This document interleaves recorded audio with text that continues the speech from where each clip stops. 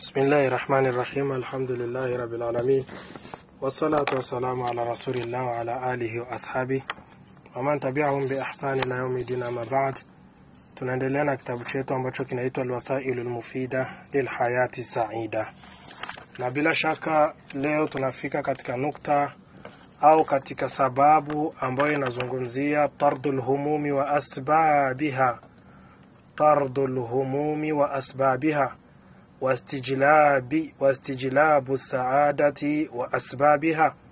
Sababu yenye tuko nayo leo ni sababu inazungumzia kukimbiza stress na sababu zake zote, na kuileta furaha na sababu zote ambazo ni za furaha. Hii ni sababu ya kuleta maisha mazuri kwa mwanadamu. Kukimbiza stress, kuzifukuza stress, inaleta maisha mazuri kwa mwanadamu.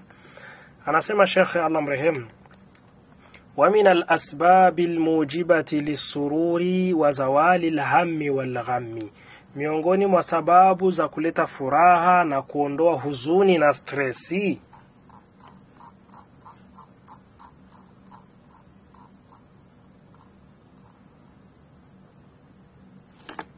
ni sababu gani? As-sa'yu fi izalati al-asbabi al-jalibati lilhumum, ni kuharakia kuondoa sababu ambazo zinaleta huzuni.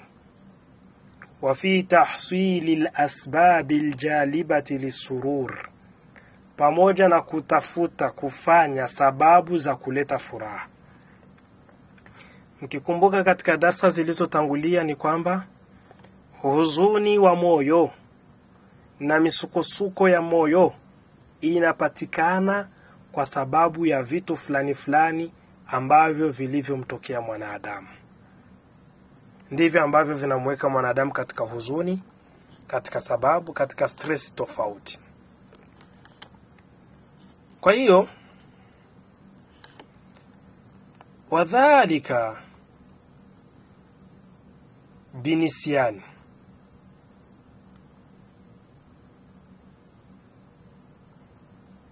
dawa yake ni nini sasa? Wadhalika binisiani ma mada alayhi min almakarihi allati la yumkinuhu raddaha, inambidi mwanadamu kutibu huyu ugonjwa kwa kusahau yaliyomtokea miongoni mwa vitu vibaya ambavyo haiwezekani yeye kusema kuvirejesha, vimekwisha kwenda tayari, hauwezi ukavirudisha tena. Kumbe jitahidi kusahau, futa ndani ya akili yako. ومعرفته أن اشتغال فكره فيها من باب العبث والمحال, na ajue ya kwamba kushughulisha fikra zake kwa kutafakari yaliyopita, kwa kutafakari mabaya yaliyomtokea, matatizo yaliyomtokea, aelewe kwamba vile ni katika mlango wa mchezo na mlango wa vitu ambavyo haviwezekani tena kuwa navyo. Wa anna dhalika humqun wa jununun, na elewe ya kwamba huo ni upumbavu na ujinga. Kumbe cha kufanya ni kitu gani? Fayujahidu qalbahu ani tafakkuri fiha, apambane na nafsi yake kuto kutafakari hivyo vitu. Apambane na nafsi yake kuto kutafakari hivyo vitu. Qaida adhim, qaida adhim ambayo mtu aizingatie vyema ndani ya moyo wake au ndani ya akili yake. Qaida isemayo, ambayo ameileta Sheikh Abdurrazzaq al-Badri kwenye kitabu chake ambacho ni Sharhu al-Wasaili al-Mufida lilhayati as-Saida. Akasema, ya'malu ay al-insanu ya'malu ala an yastajliba liqalbihi al-waridati allati tufrihu al-qalba, mwanadamu anafanya kwa kutafuta vitu ambavyo atakokota, atavuta vitu ambavyo vitaleta furaha ndani ya nafsi yake. Watuunisu alqalba, na vitakuja kumpatia utulivu na amani ndani ya moyo. Wayuhawilu an yattarida, wayuhawilu an yatruda an qalbihi alwaridati allati tu'lim qalba, na ajitahidi kukimbiza, kufukuza vitu vyote ambavyo vinaweza kuja kuleta maumivu ndani ya moyo wake avifukuzie mbali, avipoteze. Hicho ni kitu ambacho kila mtu akizingatie vyema. Tafuta vitu ambavyo vitakuletea furaha, weka mbali vitu ambavyo havitakuletea furaha. Na ndio maana Sheikh akasema, Sheikh Abdurrazak al-Badri ukitazama kwenye kitabu chake, wa ghaliban alwaridatu allati tu'limu alqalba, mara nyingi vitu ambavyo vinatokea vinakuja kuumiza moyo wa mwanadamu, imma an takuna mutaalliqatan bilmadi fahiya alhuzn au alhazan, imma hivyo vitu vinaambatana na wakati uliopita, hiyo ndio tunaita kwamba ndio huzuni, vinakuja kukuhuzunikisha, au mutaalliqatan bilmustaqbal wa hiya alham, au hivyo vitu viambatane na future na wakati utakaokuja, hiyo ndio tunaita hamu, stress, mawazo. Mtu unawaza pesa, unawaza nitapata kitu hichi, kitu nitakipata aje, unaichokesha akili. Au tataallaq bihali al-insan wa huwa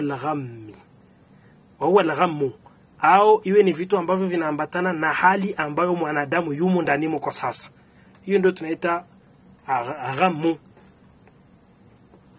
Kumbe lililokuwa la khairi ni nini? Ni mwanadamu kuvikimbiza mbali. Akipatwa na jambo lizuri anasema alhamdulillah, akipatwa na jambo libaya la kumuhuzunikisha anasema alhamdulillahi ala kulli hal, namshukuru Allah kwa hali zote. Au alhamdulillahi alladhi manna alayya bilislam, namshukuru Allah ambaye aliyenineemesha kwa Uislamu. Manna alayya bisiha, aliyenineemesha kwa afya. Unaenda unataja yale mazuri, neema ambazo Allah kakuneemesha kwazo, utakuwa ni katika watu wenye kufaulu. Sheikh akaendelea kusema, وكذلك يجاهد قلبه عن قلقه لما يستقبله مما يتوهمه من فقر أو خوف أو غيرها من المكاريه التي يتخيلها في مستقبل حياته. Mwanadamu apambane na nafsi yake kunako stress ambazo zipo ndani ya moyo wake kwa ajili ya vitu ambavyo vipo mbele yake, mustakabali wake, vitu ambavyo vinakuja kumletea mawazo na tafakari za ufakiri, za uoga. Mtu anakuwa na uoga, anatazama mbele, anaona kwamba vile mbele ni pazito, maisha ni magumu, kwa kweli hali ni nzito, mpaka hadi wengine wanaogopa kuoa. Kwa kuogopa nini? Wanatazama mbele, wanakuambia mbele ni pazito, maisha ni magumu. La, ukiwaza hivyo utaishi mtu mwenye stress na huzuni. فيعلم أن الأمور المستقبلة مجهول ما يقع فيها من خير وشر. Inamlazimu mwanadamu ajue kwamba vitu ambavyo vipo mbele yake majhulun, havijulikani. Khairi yenye ndani na shari hajulikani.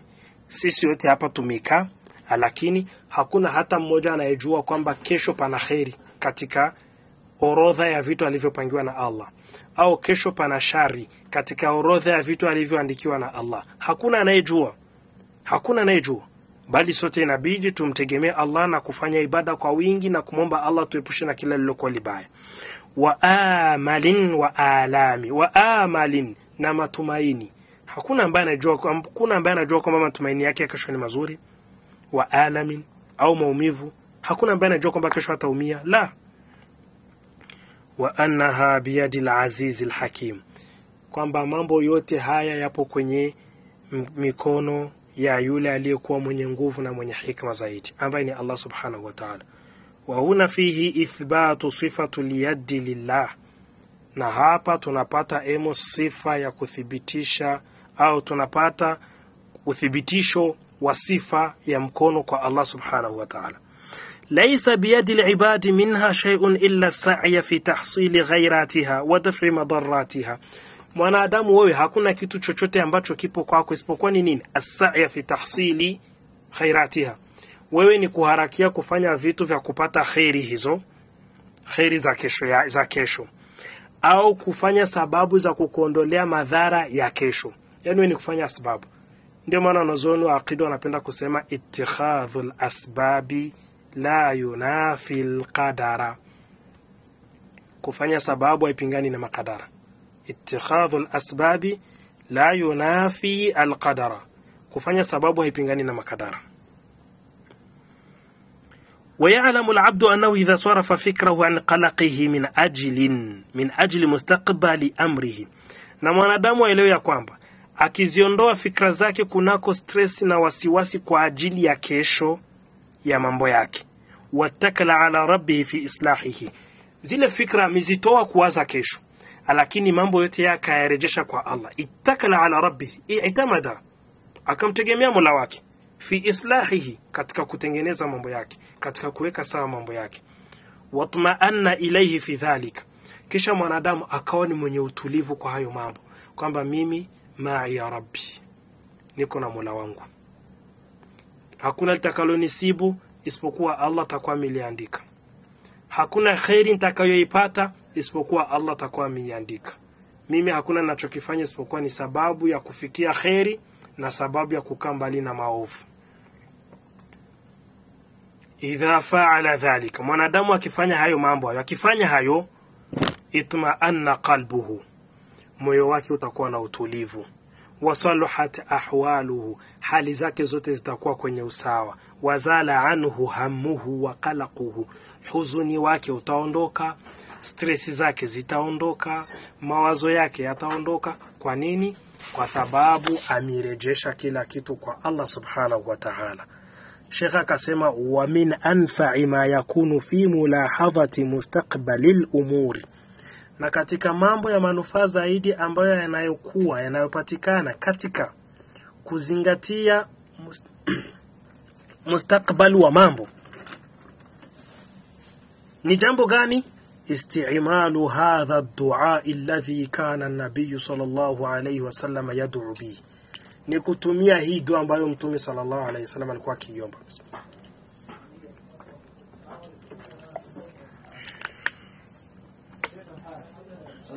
Kwa hiyo ukitumia dua hii utakuwa ni katika watu wenye kufaulu, utakuwa umechukua maisha yaliyokuwa mazuri, utakuwa umekwenda katika njia zilizokuwa nzuri. Na dua yenyewe ni kwamba Mtume alayhi salatu wasalam alipokuwa akisema, Allahumma aslih li dini alladhi huwa ismatu amri. Sikiliza jinsi Mtume alayhi salatu wasalam alianzia kitu gani? Alianzia dini. Alianzia dini kwa sababu dini ndicho kitu ambacho ni muhimu zaidi kuliko kila kitu. Ukiharibikiwa kwenye dini, umeharibikiwa kila kitu. Dini yako ikiwa kwenye usawa, basi kila kitu kitakuwa kwenye usawa. Ndio maana Mtume alayhi salatu wasalam akasema, Allahumma aslih li dini alladhi huwa ismatu amri. Ewe Allah, nisuluhishie dini yangu, nitengenezee dini yangu, niwekee kwenye usawa dini yangu, ambayo dini yangu hii ndiyo hifadhi ya kila jambo langu. Dini yangu ndiyo hifadhi ya kila jambo langu, ndiyo kinga ya kila jambo langu. sawa. لأن بمعنى الدين هو الحافظ لجميع ما عند الإنسان من خير. dini ndio ambayo inahifadhi vitu vyote vya khair ambavyo viko kwa mwanadamu. Fa inna man fasada dinuhu khaba wa khasira fi dunya wal akhirah. Ambaye atakayeharibikiwa kwenye dini yake, basi mtu kapata hasara duniani na akhera, kapata hasara. Na jambo likubwa ieleweke kwamba salahu dini yakunu bil ikhlas lillah wasairi wafqa muradihi. Dini inatengenezeka kwa jambo gani? Kwa ikhlas, kufanya kila kitu kwa ajili ya Allah na kutembelea mambo ambayo yatakuwa yapo sambamba na yale anayoyataka Allah subhanahu wa ta'ala. Wal mutaba'ati li rasulillahi sallallahu alayhi wasallam, na kumfuata mtume alayhi salatu wasallam. Bimaana dini inatengenezeka kwa mambo mawili. Dini ya mwanadamu hutengenezeka kwa mambo mawili: bil ikhlas wal mutaba'a. Kwa ikhlas, kufanya kitu kwa malipo kutoka kwa Allah, kufanya kitu kwa kumuiga mtume alayhi salatu wasallam. Tofauti na leo watu wengi udhahir, uwinje wa mambo ukichunguza, kana kwamba vile tunafanya vitu bila ikhlas. Iwe ni kutafuta ilmu, tumetupa ikhlas pembeni. Iwe ni kwenye kutafuta maisha, ikhlas tumezitupa pembeni. Mtu leo anasoma, anamaliza masomo, anapata shahada, anajipiga kwenye kifua, nimepata shahada kubwa, nimepata shahada, wengine hawana shahada, kana kwamba inakuwa vile hamna ikhlas ndani yake. Tumwogopeni Allah, tunaharibu dini yetu, tunaharibu dini.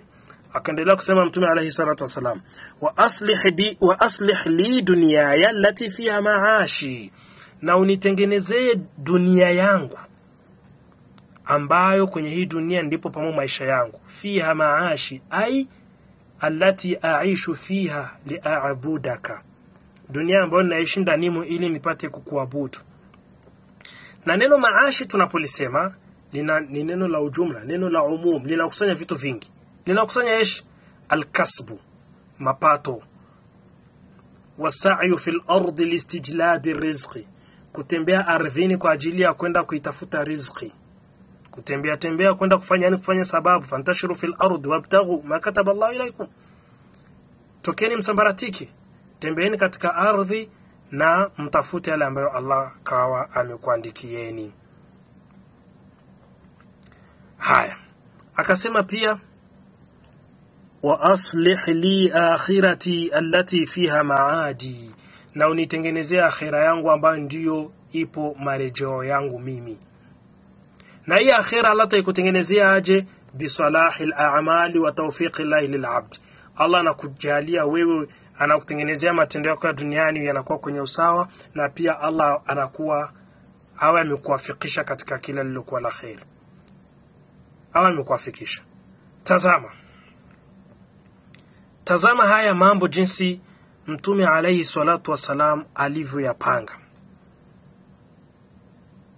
Jambo la kwanza, Mtume ameanza ad-dinu. Baada ya ad-dinu akafatisha jambo gani? Akafatisha ad-dunya. Baada ya dunia akafika analeta akhira. Hii akhira kaileta baada ya dunia. Kwa nini? Kwa sababu ukichunguza hivi alivyovianza ndio salaha, yani maksudio hapa kwenye dini na akhira. Mtume ameanza dunia kabla ya akhira. Kwa nini? Kwa sababu hii dunia ndio njia kuitengeneza akhira. Ad-dunya hiya wasilatu islahil akhirah, dunia ndio njia kuitengeneza akhira. Yule ambaye atakaishi kwenye dunia akiwa sambamba kwa kutembelea yale ambayo Allah anayoyataka, akiwa kwenye msimamo, akiishi vizuri katika ibada ndani ya hii dunia, aelewe ya kwamba akhira yake atakuwa ameitengeneza na atapata furaha, saada. Kisha akaendelea kusema Mtume alayhi salatu wasalam, waj'alil mauta rahatan li min kulli sharrin, na unijalie kifo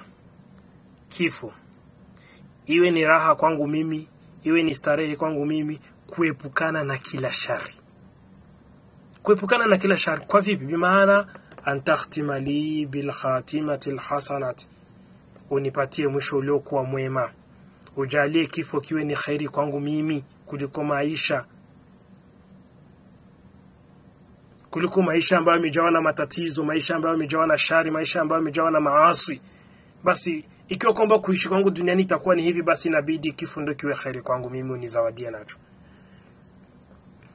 Ndio maana Mtume alayhi salatu wasallam amekataza yoyote kutamani kifo. Akasema basi akiwepo mtu anaona kwamba vile kufa kwake anahitajia, basi amuombe Allah, mwambie Allahumma in kanatil hayatu khairan li, ewe Allah, ikiwa kwamba kuishi itakuwa ni khairi kwangu mimi, basi nipe maisha, nipe uhai. Na ikiwa kwamba kufa ndio khairi kwangu mimi na ndio bora kwangu mimi, basi nichukue. Hivyo ndivyo walivyokuwa wanaishi. Sheikh Abdurrahman As-Sa'idi akaleta nyingine hadithi akasema, wakadhalika qauluhu sallallahu alayhi wasallam, hivyo hadithi ya Mtume aliposema, Allahumma rahmataka arju, ewe Allah, nazitaraji rahma zako, niruzuku rehma zako, nimiminie rehma zako, fala takilni ila nafsi, usiniachi mimi peke yangu eti nijitegemee, usiniachi nijitegemee kwenye kila hali, kwenye kila hatua, usiniachi nijitegemee tarfata ainin, hata sekunde moja, usiniache hata sekunde moja eti nijitegemee. Hapana. Wa aslih li sha'ani kulla, na unitengenezee mambo yangu yote, nisuluhishie mambo yangu yote. Mambo yangu yote yaweke kwenye usawa, yawe ya dini, yawe ya kidunia, yote niwekee nayo kwenye usawa, ewe Allah. La ilaha illa anta, hakuna anayestahiki kuabudiwa kwa haki isipokuwa wewe Allah subhanahu wa ta'ala. Hii hapa mtu anajishusha, iqrarun wa idhanun wa ishhadun bilwahdaniyati alhaqqa. Mtu anakuwa mikiri, anakuwa mjishusha na kushuhudia kwamba haki zote au umoja ni wa kwake Allah pekee ambaye anastahili kuabudiwa, kwenye upande wa uluhia, upande wa rububia, upande wa asma wa sifati, vyote hivi vinamstahiki ni Allah pekee yake. Hadithi imepokea Imam Abu Daud wa hasanahu Sheikh Al-Albani rahimahullah. فإذا لهج العبد بهذا الدعاء الذي فيه صلاح مستقبله الديني والدنيوي بقلب حاضر, ikiwa mwanadamu atashikamana na dua hii, ikiwa mwanadamu atapambana na dua hii, dua ambayo ndanimo iko na salah, ina matengenezo ya mustakbali wa dini na dunia ya mwanadamu,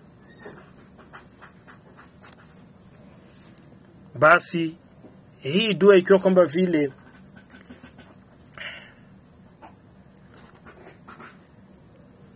itaingia au mwanadamu atalazimiana nayo, lahaja lazima, mtu atalazimiana nayo ndani ya moyo wake, wa niyatin sadiqatin, na akawa na nia iliyokuwa ya haki, nia iliyokuwa ya ukweli, nia ambayo haichanganywi na unafiki, nia ambayo haichanganywi na ushirikina, ma'a ijtihadihi fi ma yuhaqqiqu dhalika, na huko akafanya juhudi za kuja kuhakikisha yale ambayo kwa anamuomba Allah subhanahu wa ta'ala, haqqaqa Allahu lahu ma da'ahu, Allah atamuhakikishia yale aliyomuomba, Allah atamuwafikisha kwa yale aliyomuomba, warajahu wa amila lahu, Allah atamuwafikisha huu mwanadamu kwa kila alichokiomba, na kadhalika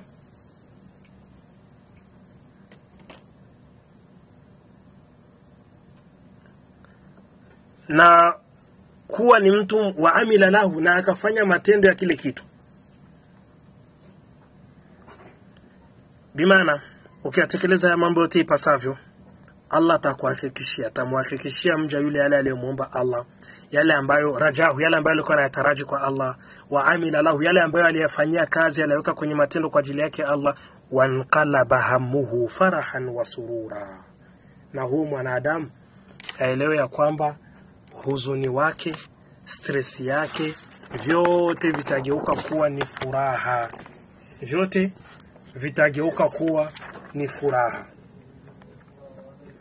Kumbe jambo la muhimu ndugu zanguni katika sababu za kuleta furaha kwa mwanadamu ni kusahau yale mambo ambayo ni mazito kwako wewe, kuyasahau yote, kuyaweka mbali, kisha ujiweke karibu na mambo yote ambayo yatakuwa ni sababu ya wewe kuipata furaha. Waza yenye hapo kwa sasa, zidisha ibada kwa wingi, hapo utakuwa ni mwenye kufaulu katika kila jambo lililokuwa la kheri, kuanzia hapa duniani mpaka kesho akhera. Na hapo ndipo itakuwa mwisho wa darasa letu hili la leo. Allah tuwafikishe kwenye darasa litakalofuatia. Subhanakallahumma bihamdika ashhadu an la ilaha illa anta astaghfiruka wa atubu ilaika.